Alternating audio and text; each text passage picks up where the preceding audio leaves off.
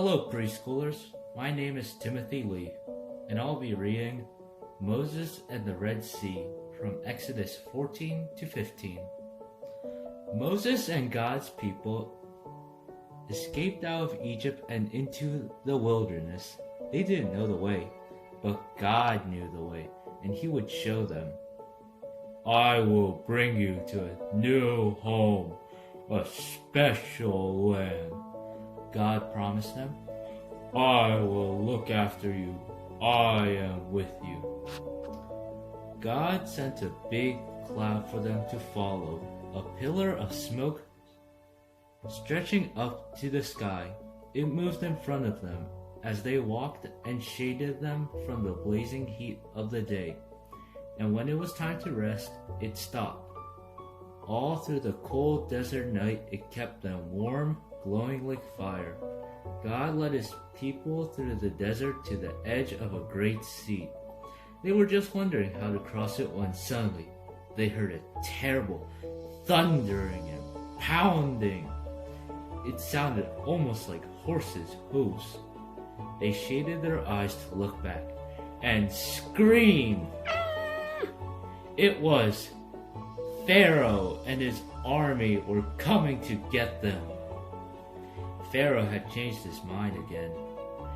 Get my slaves back, he screeched, and charged out into the desert after them, with 600 of his fastest horsemen, and every single chariot in Egypt.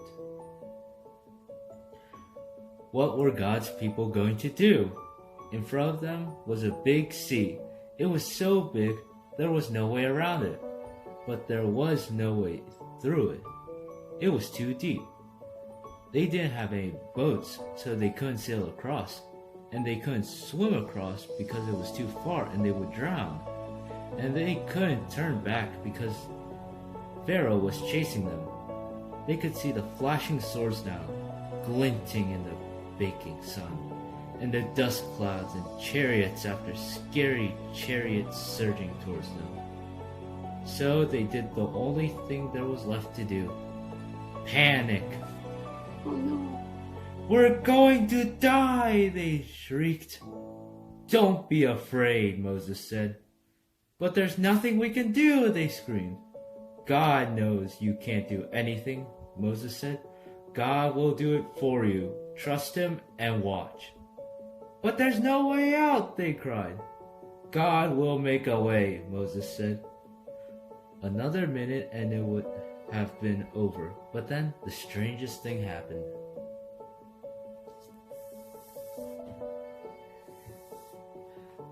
God made the pillar of smoke move. It moved behind His people and hid them from the Egyptians.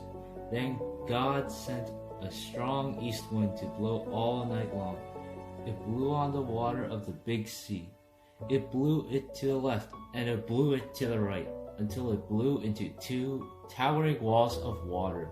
And there, right through the middle of the sea, a muddy pathway opened up, and God's people walked across on dry land. Hooray!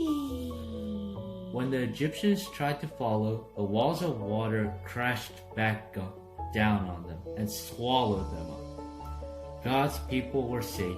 They danced and laughed and sang and thanked God. When there had been no way out, God made a way.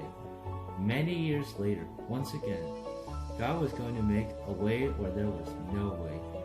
From the beginning, God's children had been running from Him and hiding. God knew His children could never be happy without Him. But they couldn't get back to Him by themselves. They were lost. They didn't know the way back. But God knew the way. And one day He would show them. The end.